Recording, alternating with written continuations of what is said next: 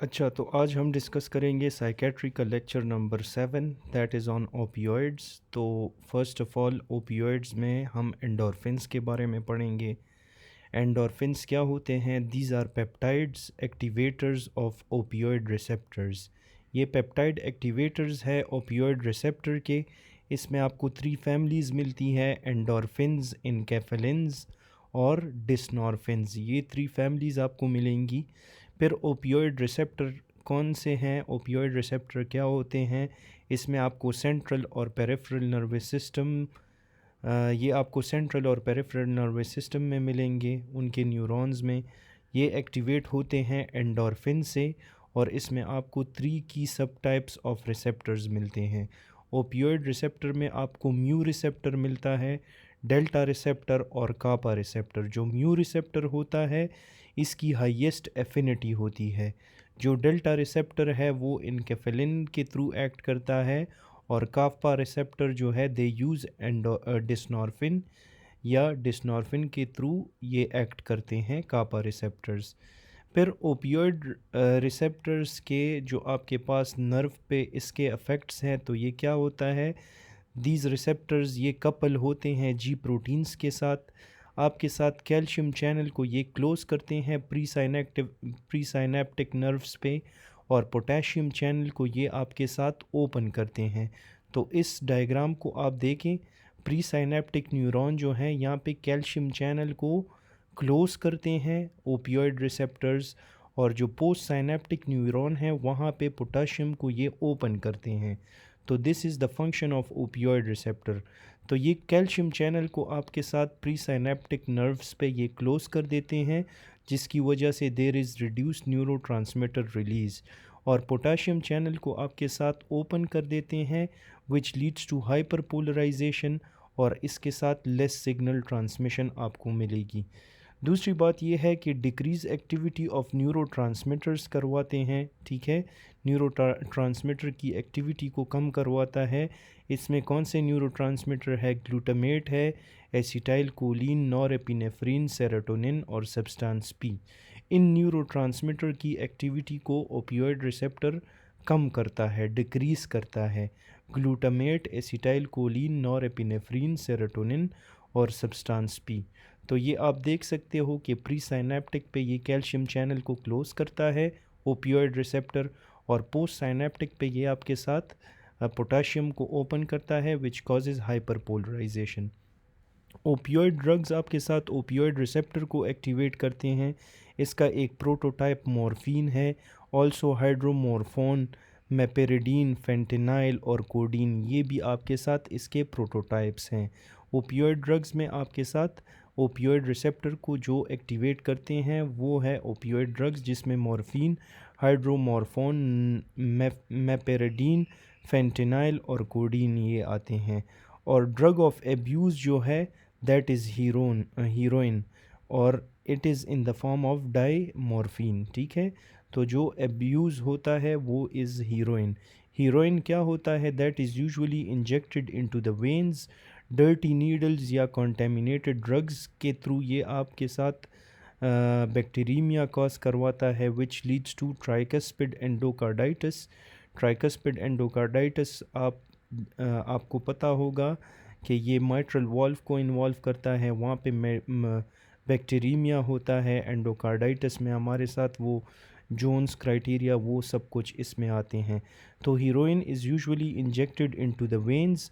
अगर dirty needle या contaminated drugs use हुए हैं तो इट कैन कॉज बैक्टीरियमिया, जो ट्राइकस्पिड एंडोकार्डाइटिस कॉज करवा सकता है।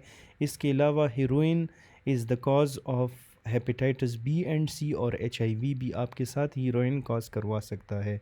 ओपियोइड में आपके साथ सेंट्रल नर्वस सिस्टम पे जो अफेक्ट्स हैं, तो these are mostly mediated through mu receptor. ये म्यू रिसेप्टर के थ्रू सेंट्रल नर्वस सिस्टम को अफेक्ट करता है। और it can also be used for pain relief, analgesia के लिए हम इसको यूज़ कर सकते हैं। इट ऑल्सो कॉजेज़ यूफोरिया और सिडेशन आपके साथ कॉज करवा सकती है। ओपियोइड का जो सेंट्रल नर्वस सिस्टम पे और अफेक्ट्स हैं कि वो आपके साथ रेस्पिरेटरी डिप्रेशन कॉज करवाता है। This is very important and usually tested in MCQs। ये कफ सप्रेशन करवाता है। उसके अलावा मायोसिस, ठीक है, जो आपके साथ प्यूपल स्मॉल होता है, एक मिड्रिएसिस होता है, एक मायोसिस। तो आपने याद रखना है कि जो ओपियोइड है वो आपके साथ प्यूपल को स्मॉल करता है, मायोसिस कॉज करवाता है। इसमें एक्सेप्शन है, जो मेपेरिडीन जो है वो आपके साथ मिड्रिएसिस कॉज करवाता है। बाकी सारे जो ड्रग्स हमने पढ़े दे विल कॉज मायोसिस। अच्छा, इसके अलावा पेरिफेरल नर्वस सिस्टम पे ये आपके साथ कॉन्स्टिपेशन कॉज करवाता है। इसलिए यहाँ पे टॉयलेट का एक इमेज बना है कि आपको याद रहे कि opioid cause constipation, skin warmth and flushing आपके साथ ये कॉज करवाएगा।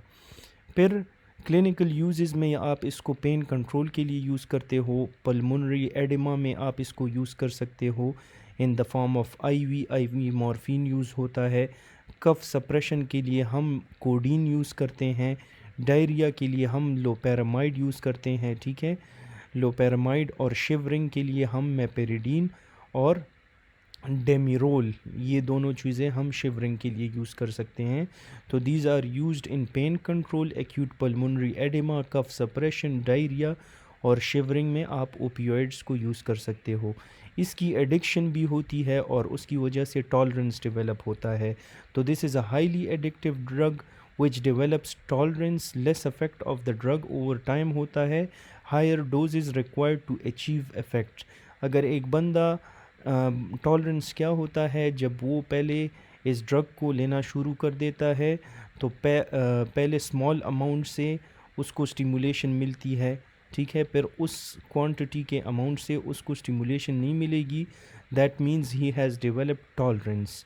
तो then he will require more higher doses required to achieve the effects. और नो टॉलरेंस टू मायोसिस और कॉन्स्टिपेशन और मायोसिस में आपके साथ टॉलरेंस नहीं बनती। एक्यूट इंटॉक्सिकेशन अगर ओपियोइड्स के साथ हो जाए तो most common cause drug overdose, death होता है। एक्यूट इंटॉक्सिकेशन से यूफोरिया हो जाती है due to depressed mental status. इसके अलावा आपने जो याद रखना है कि रिस्पायरेटरी रेट को डिक्रीज़ करेगा, बाउल साउंड को डिक्रीज़ करेगा और मायोसिस करवाएगा which is constricted pupil. Apart from that acute intoxication के साथ सीजर्स हो सकती है which is commonly seen with tramadol और मेपेरिडीन, ठीक है। फिर इसके बाद है एक्यूट इंटॉक्सिकेशन। इसकी ट्रीटमेंट में हम नेलेक्सोन देते हैं। ये बहुत इम्पॉर्टेंट है for MCQs point of view. आपसे पूछते हैं कि what do we use in the acute intoxication या कोई भी इंटॉक्सिकेशन हो ऑफ ओपियोइड। तो ओपियोइड में ओ से ओपियोइड शुरू होता है, नेलेक्सोन में इन ओ को आप बड़ा बड़ा लिख लो तो आपको याद रहेगा कि opioid for naloxone. Short acting opioid antagonist हम यूज़ करते हैं इन एक्यूट इंटॉक्सिकेशन में और it may cause withdrawal if dose is too high, जिसे हम ओवरशूट भी कहते हैं। फिर विड्रॉल आपके साथ ऑकर होता है in opioid dependent individual, usually 6 to 12 hours after last dose आपके साथ विड्रॉल होती है। और reversal of CNS, eye, skin और जीआई के जितने भी इफ़ेक्ट्स इसने कॉज किए हैं वो सारे रिवर्स हो जाएंगे। पेशेंट को रेस्टलेसनेस होगी, he will start yawning a lot, उसको राइनूरिया होगी, नोज से फ्लूइड निकलना शुरू होगा। Apart from that he will have lacrimation. और जो स्किन के बाल है वो इरेक्ट आपको नज़र आएंगे, that is called pilo erection. Nausea, vomiting, abdominal cramps आपको नज़र आएंगी विड्रॉल में और डायरिया भी आपको नज़र आ सकती है। तो 6 to 12 hours after last dose ये स्टार्ट होता है, सारे के सारे इफ़ेक्ट्स का रिवर्सल हो जाता है, CNS, eye, skin, GI effects. Patient will have restlessness, yawning, rhinorrhoea, lacrimation, piloerection, nausea, vomiting, diarrhoea and abdominal cramps. अच्छा, विड्रॉवल या एडिक्शन की ट्रीटमेंट हम किस से करते हैं? बुप्रीनॉर्फिन से हम करते हैं। विड्रॉवल या एडिक्शन की ट्रीटमेंट हम बुप्रीनॉर्फिन से करेंगे। पार्शियल एगोनिस्ट है, एगोनिस्ट एंड एंटेगोनिस्ट अफेक्ट हैं इसके दोनों एगोनिस्ट और एंटेगोनिस्ट अफेक्ट है, that is why it is a partial agonist. इसका लॉन्ग ड्यूरेशन ऑफ एक्शन होता है, सबलिंगुअल आप इसको लेते हो, not regulated control like methadone की तरह इसको आप कंट्रोल नहीं कर सकते और ये आपके साथ it may cause withdrawal affect like naloxone. इसको आप कंबाइनली देते हो नैलोक्सोन के साथ and it helps in preventing abuse. Naloxone not absorb sublingually, तो इसको आप क्रश पिल के फॉर्म में दोगे या आईवी इंजेक्शन के फॉर्म में दोगे तो it will cause no affect. फिर इसके बाद विड्रॉवल में हम ट्रीटमेंट कर सकते हैं विथ मेथाडोन ऑल्सो, जो कि एक लॉन्ग एक्टिंग ओरल ओपिएट है। ये क्रेविंग को रिड्यूस करता है, मेंटेनेंस के लिए यूज़ हो सकता है and it is strictly regulated और कंट्रोल्ड। फिर हम ट्रीटमेंट में नेल्ट्रेक्सोन भी यूज़ कर सकते हैं, जो लॉन्ग एक्टिंग ओपियोइड एंटेगोनिस्ट है। ये अफेक्ट ऑफ ओपियोइड को ब्लॉक कर देता है और administered to detoxified patient to prevent relapse, तो रिलैप्स को प्रिवेंट करने के लिए ये यूज़ हो सकता है। This is important to know. Some data shows prevention of relapse also used in alcohol abuse, तो अल्कोहल एब्यूज़ में भी आप नेल्ट्रेक्सोन दे सकते हो। फिर इसके बाद we will discuss about stimulants. Stimulants में आपके साथ कोकेन आता है, एम्फेटामीन, कैफ़ीन और निकोटीन, ये चीज़ें आपके साथ आती हैं in stimulants. Cocaine, amphetamine, caffeine, nicotine.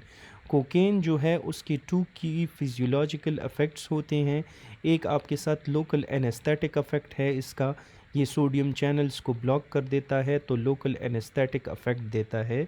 दूसरा इसका काम है कि ये मोनोअमीन रीअपटेक को इनहिबिट करता है। मोनोअमीन्स जो है उसमें डोपामीन, सेरोटोनिन और नॉरएपिनेफ्रिन आते हैं, तो इन मोनोअमीन्स के रीअपटेक को ये इनहिबिट करवाता है और लोकल एनेस्थेटिक इफ़ेक्ट कॉज करवाता है। अपार्ट फ्रॉम दैट कोकेन आपके साथ सिंपैथेटिक नर्वस सिस्टम या सिंपैथेटिक सिस्टम को एक्टिवेट करता है। अच्छा, एड्रीनर्जिक साइनेप्स में क्या होता है, टायरोसिन डोपा में कन्वर्ट होता है, dopa is converted into dopamine, ये डोपामीन कन्वर्ट हो जाता है norepinephrine which is released from the pre synaptic terminal into the synaptic space. फिर अगर इसकी रीअपटेक होती है तो अल्फ़ा 2 इसको रीअपटेक करता है, ठीक है, तो अल्फ़ा 2 रीअपटेक्स इट और ये आपके साथ क्या है, यहाँ पे एम्फेटामीन्स एक्ट करते हैं तो ये नॉरएपिनेफ्रिन को प्रोड्यूस करता है और they are taken by alpha 2 receptors. लेकिन अगर आप कोकेन और एम्फेटामीन यूज़ कर रहे हो तो इस नॉरएपिनेफ्रिन की रीअपटेक नहीं होगी, ये नॉरएपिनेफ्रिन वापस प्री साइनेप्टिक में नहीं जाएगा। तो कोकेन और एम्फेटामीन्स आपके साथ क्या करते हैं कि ये आपके साथ इसकी रीअपटेक को बंद कर देते हैं। कोकेन इंटॉक्सिकेशन अगर एक पेशेंट में हो तो उसमें इंक्रीज्ड एनर्जी आपको मिलेगी, ही will have a lot of energy, he will have decrease need for sleep, वो सोएगा नहीं, ही विल बी अलर्ट और इट कैन कॉज यूफोरिया, ये आपके साथ यूफोरिया कॉज करवा सकता है। कोकेन इंटॉक्सिकेशन में पेशेंट को हेलुसिनेशंस होती है, क्लासिकली टैक्टाइल और bugs crawling on my skin, ठीक है, इस तरह की हेलुसिनेशंस हो सकती है कि पेशेंट कहेगा कि मेरे स्किन के ऊपर बग्स या इंसेक्ट्स क्रॉलिंग कर रहे हैं। दूसरी बात ये है कि पेशेंट कैन हैव फीवर, तो he will have increased muscle activity, central dopamine release होगा। Apart from that it causes anxiety, paranoia और इट में मिमिक साइकोसिस, ये आपके साथ साइकोसिस को भी मिमिक कर सकता है। तो आपने इसकी ट्रीटमेंट में बेंजोडाइज़ेपिन देना है। कोकेन इंटॉक्सिकेशन में सिंपैथेटिक नर्वस सिस्टम एक्टिवेशन होती है और स्टिमुलेशन ऑफ अल्फा और बीटा रिसेप्टर्स आपको मिलेंगे। The person will have dilated pupil, tachycardia होगी और इंक्रीज ब्लड प्रेशर आपको नज़र आएगा। कोकेन चेस्ट पेन जब एक पेशेंट को होता है which is common among cocaine user, तो ये किस वजह से होता है, जब ऑक्सीजन की डिमांड ज़्यादा हो जाती है, इट कॉजेज़ टैकिकार्डिया या एलिवेटेड बीपी, या अगर ऑक्सीजन की सप्लाई कम हो जाती है, तो ये दोनों चीज़ें आपको कोकेन यूज़र्स में कॉमनली मिलेगी। ऑक्सीजन डिमांड ज़्यादा होगा या ऑक्सीजन की सप्लाई कम होगी which causes coronary vasoconstriction. Apart from that आपको ऑक्सीजन मिसमैच मिलेगा जिसकी वजह से इट कैन कॉज एंजाइना, और ये आपके साथ it can lead to thrombosis which can cause myocardial infarction. Cocaine chest pain को हम ट्रीट करते हैं बेंजोडाइज़ेपिन के साथ। सेडेटिंग या Kameng the patient diminish cocaine related stimulated effects, उनको आप डिमिनिश करते हो। इसमें आप एस्पिरिन दे सकते हो और आपने बीटा ब्लॉकर्स को अवॉइड करना है। This is very important to remember कि कोकेन चेस्ट पेन या कोकेन रिलेटेड इश्यूज़ में you have to avoid beta blocker, क्योंकि ये आपके साथ अल्फ़ा इफ़ेक्ट्स को ज़्यादा कर देते हैं and they are involved in worsening of hypertension and chest pen.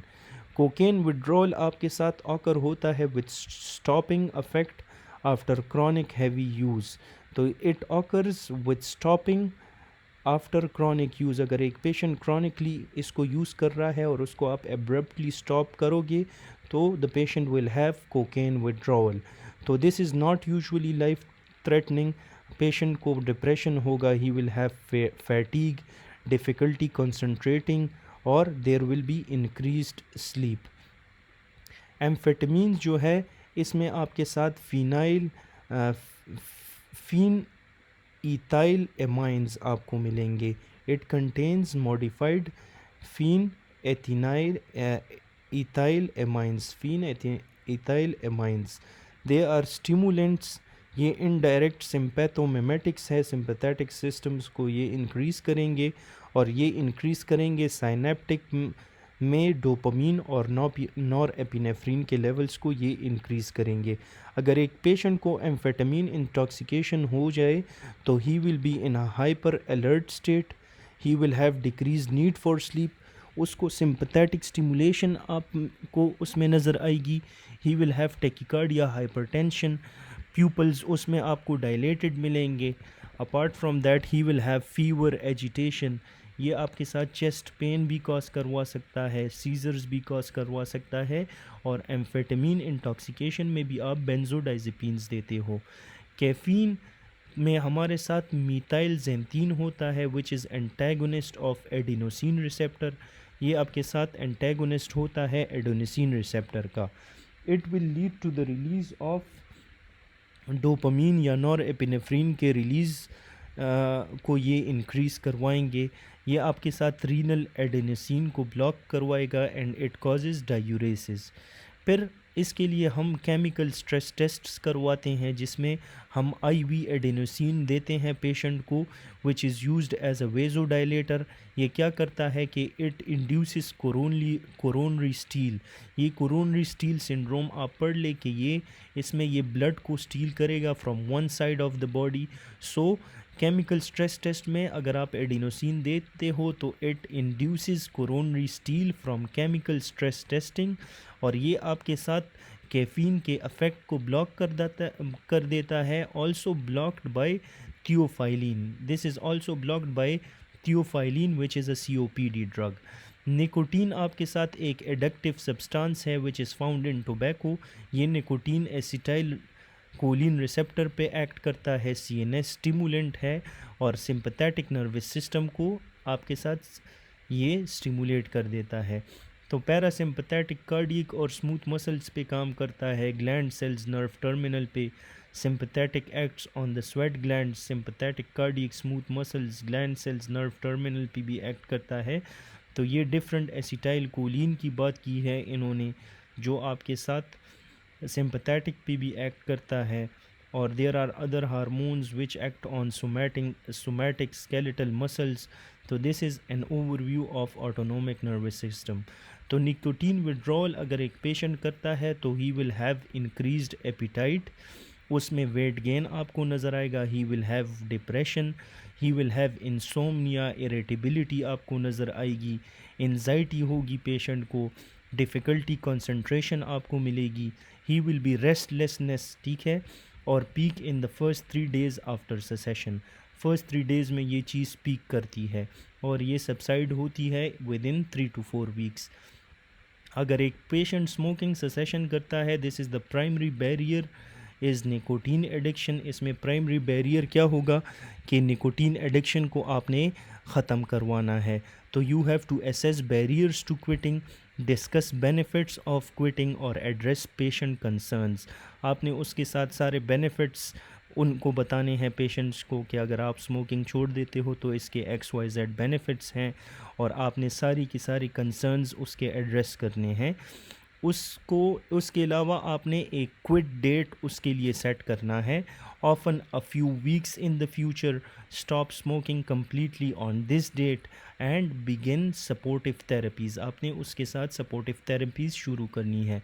Nicotine replacement therapy में आप निकोटीन पैचेस, निकोटीन गम दे सकते हो पेशेंट को, और बुप्रीपायोन दे सकते हो विच इज़ एंटी डिप्रेसेंट, और ये ब्लॉक कर देता है रीअपटेक को of nor epinephrine and dopamine. फिर स्मोकिंग सेसेशन में यू कैन गिव वेरेनिक्लाइन, ठीक है। वेरेनिक्लाइन एक ड्रग है which is partial nicotine receptor agonist. इसके एगोनिस्ट अफेक्ट क्या है कि ये लिमिट करेगा, विड्रॉल सिम्टम्स को कम करवाएगा, और एंटेगोनिस्ट अफेक्ट्स क्या है कि ब्लॉक करेगा निकोटीन रिसेप्टर्स को, या निकोटीन को ब्लॉक कर देगा। और एडवर्स अफेक्ट में पेशेंट को नोज़िया हो सकती है, he can have sleep disturbance which can include insomnia, और एबनॉर्मल ड्रीम्स भी हो सकते हैं। फिर इसके बाद हम डिस्कस करेंगे अबाउट अदर ड्रग्स, जिसमें पहला आता है आपके साथ PCP विच इज़ फेनसाइक्लिडीन, ठीक है। फेनसाइक्लिडीन को हम एंजल डस्ट कहते हैं। अच्छा, तो फेनसाइक्लिडीन को हम क्या कहते हैं? इसको हम कहते हैं एंजल डस्ट। ये आपके साथ एंटेगोनिस्ट है NMDA रिसेप्टर का इन द CNS, ठीक है। It is antagonist of NMDA receptor in the CNS। ये आपके साथ N-methyl D-aspartate पे एक्ट करेगा, ठीक है। उसका एंटेगोनिस्ट है ग्लूटामेट रिसेप्टर को, ये आपके साथ उसका एंटेगोनिस्ट है, और ब्लॉकेज में हेलुसिनेशन और साइकोसिस कॉज करवाएगा। It will inhibit the reuptake of dopamine,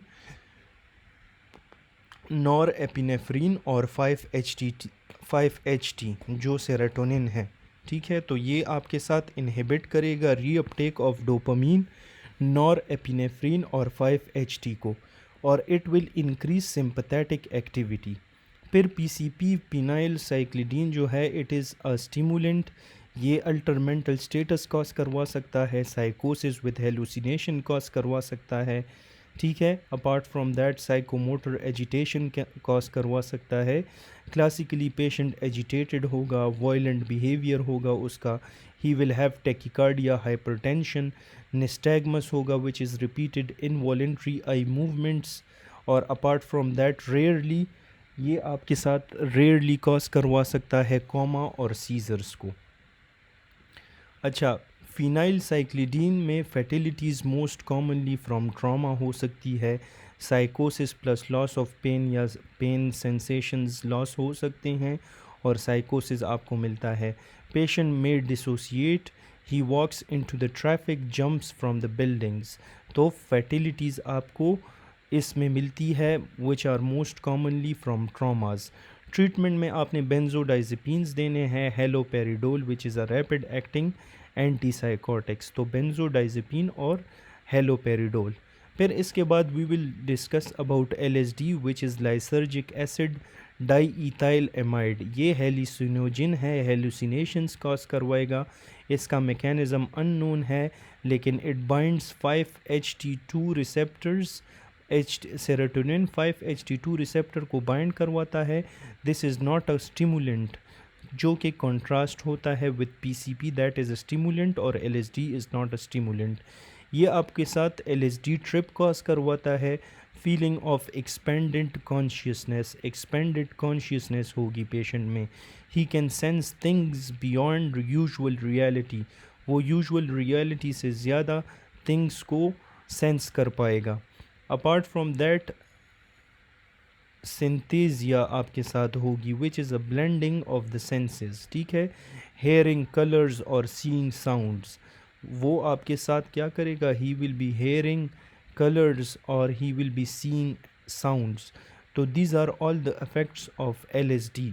वो he can sense thing beyond the usual reality, expanded consciousness आपको मिलेगी, सेंथीसिया मिलेगी which is a blending of the senses, hearing colours और seeing sounds. The patient will have depersonalization which is feeling disconnected or detached from the body. और अगर एक bad trip हो जाए LSD का तो पेशेंट कैन हैव पैरानोइया और anxiety हो सकती है। अच्छा, ये आपके साथ फ्लैशबैक्स कॉज करवा सकता है, return of hallucinogen affects after stopping the drug, ये it occurs days weeks even months later. Intoxication management में इट इंटॉक्सिकेशन मैनेजमेंट आपने किस तरह करनी है, you have to give supportive treatment. तो ये सारी चीज़ें थी about LSD। Now we will discuss about ecstasy which is methyl enedioxy methamphetamine, ठीक है, MDMA जिसे हम कहते हैं, that is ecstasy methyl enedioxy methamphetamine which is MDA ecstasy. तो ये एम्फेटामीन है, स्ट्रक्चरली सिमिलर होता है सेरोटोनिन के साथ, मेजर अफेक्ट होता है इसका सेरोटोनिन पे, ये इंक्रीज़ करता है रिलीज़ ऑफ सेरोटोनिन और इन्हिबिशन ऑफ सेरोटोनिन रीअपटेक को ये इन्हिबिट करवा देता है। तो ये आप देख सकते हो टायरोसिन, डोपा, डोपामीन, नॉरेपिनेफ्रीन जो है it is reuptaken by alpha 2, लेकिन अगर आप कोकेन एम्फेटामीन दोगे तो it inhibits the reuptake of norepinephrine. फिर एक्सट्रेसी जो है it causes euphoria, alertness cause करवा सकता है और ब्रक्सिज्म कॉज करवा सकता है, in which the patient is grinding his teeth, upper lower teeth को एक साथ ग्रिंड करवाता है, एक साथ इस तरह जिस तरह इस पिक्चर में इन्होंने दिखाया है, दिस इज़ कॉल्ड ब्रक्सिज्म। तो it is caused by ecstasy which also additionally causes euphoria, alertness. Apart from that जो एक्सटेसी है टेकिकार्डिया, हाइपरटेंशन कॉज करवा सकता है, it can cause hyperthermia, hyponatraemia, sodium level को कम करवा सकता है और टेम्परेचर, बॉडी टेम्परेचर को इंक्रीज़ करता है। अच्छा, हाइपोनेट्रीमिया किस तरह कॉज करवाता है कि ये फ्लूइड इनटेक को इंक्रीज़ कर देगा और सिक्रीशन ऑफ ADH कर देगा और it results in seizures and death. Apart from that ecstasy जो है ये हेपेटोटॉक्सिक है, राइट अपर क्वाड्रेंट पेन आपको नज़र आएगी, इंक्रीज AST और ALT आपको नज़र आएगा। फिर there is a syndrome that is called serotonin syndrome, ये क्लासिकल ट्रायड, इसमें आपको मिलती है मेंटल स्टेटस चेंजेस आपको मिलेंगी, ऑटोनॉमिक हाइपर एक्टिविटी मिलेगी और न्यूरोमस्कुलर हाइपर एक्टिविटी आपको मिलेंगी। तो ये 3 A's से आपने याद रखना है, ठीक है, कि मेंटल स्टेटस चेंजेस ये क्लासिक ट्रायड सेरोटोनिन सिंड्रोम में आपको मिलेगा। 3 A's है इसमें, मेंटल स्टेटस चेंजेस जिसमें एजिटेशन, रेस्टलेसनेस, डिसओरिएंटेशन आपको मिलेगी। तो A for agitation which is mental status changes, the other A is for autonomic hyperactivity जिसमें डायफोरेसिस, टेकिकार्डिया, हाइपरथर्मिया आ सकती है, और the next A is for neuromuscular hyperactivity, तो इसमें tremors, clonus, hyperreflexia, bilateral Babinski sign आपको मिलेगा। तो ये क्लासिक ट्रायड आपको सेरोटोनिन सिंड्रोम में मिलता है, mental status changes, autonomic hyper activity, neuromuscular hyper activity. Treatment में आपने क्या देना है, साइप्रोहेपेटाडीन, ठीक है, साइप्रोहेपेटाडीन आपने देना है which is a 5-HT antagonist. अच्छा, एक्सट्रेसी विड्रॉल में पेशेंट को क्या हो सकता है, इसमें he crashes after being high on MDMA, अगर वो हाई होता है ऑन MDMA उसके बाद वो क्रैश कर सकता है। It can lead to depression and anxiety, patient को फैटीग और लिथार्जी होगी, डिफ़िकल्टी कंसंट्रेशन होगी, he will have loss of appetite और जॉ सोरनेस आपको मिलेगी from grinding teeth while he is high. फिर इसके बाद आता है मैरिजुआना विच इज़ कैनबिस, ये आपके साथ साइक एक्टिविटी फ्रॉम टेट्राहाइड्रो कैनाबिनोल THC से आपके साथ साइकिक एक्टिविटी आपको इसमें मिलेगी। ये कैनबिस प्लांट से डिराइव होता है, इसको हम ऑल्सो ड्रोनाबिनोल कहते हैं। ये आपके साथ स्टिमुलेट करता है cannabinoid receptor in the CNS को, इट कॉजेज़ यूफोरिया, एपिटाइट को इंक्रीज़ करवाता है, एटेक्सिया कॉज करवा सकता है, it cause slur speech, impair judgment या कॉग्निशन कॉज करवाता है, और apart from that rarely anxiety या पैनिक अटैक्स आते हैं पेशेंट को। फिर सिंथेटिक कैनाबिनॉइड जो है फार्मास्यूटिकल फॉर्म ऑफ ड्रोनाबिनॉल है। सिंथेटिक जो कैनाबिनॉइड है it is a pharmaceutical form of dronabinol, ये अवेलेबल होता है इन कैप्सूल फॉर्म। अच्छा, before closing this video please do subscribe to this channel. I am making all these videos for you people, so I expect that you should give me your support in response. तो synthetic cannabinoid is a pharmaceutical form of dronabinol available in capsule form। 2 FDA approved uses है इसके। Chemotherapy induced nausea और vomiting में हम इसको use कर सकते हैं, और एपिटाइट स्टिमुलेशन करेगा in wasting illness. Often end stage HIV और एड्स पेशेंट में ये यूज़ होता है। तो आपको सिर्फ 5 seconds लगेंगे to subscribe to this channel. I would highly appreciate it. Thanks for watching and see you in the next video.